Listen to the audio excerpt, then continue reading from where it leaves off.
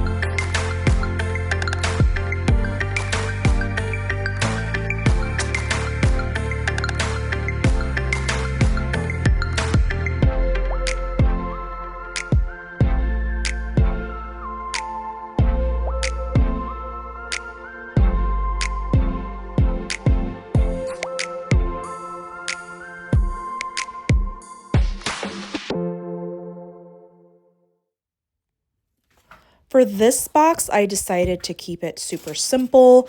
I'm simply using some black and some titanium white and silver, and I will have all of those listed down below in the description box. There is my silver, and I will be doing some red, turquoise, and silver dots on this box. I will let you guys enjoy the rest of this process, and I will be back with the wet results.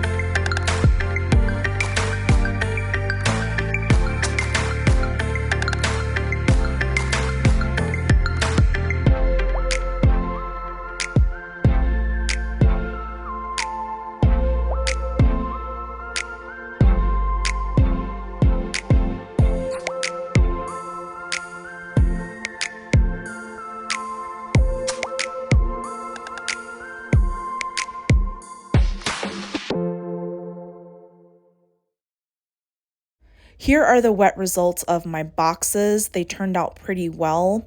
I do highly recommend that you do use some kill spray or some gesso on these because the wood grain did show once these dried. And I did go ahead and resin them.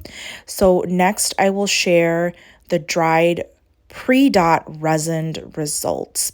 Stay tuned for that, guys. Here are the dried resined results of my boxes. They turned out really nice. You can see some of the wood grain, but that is fine because I'm going to dot on them. But again, highly recommend gesso or kill spray. I used my favorite mixed media girl resin, and I just love the shine. I apologize for the lighting. It's a little cloudy here in Dallas for the past week, so it's a little gloomy.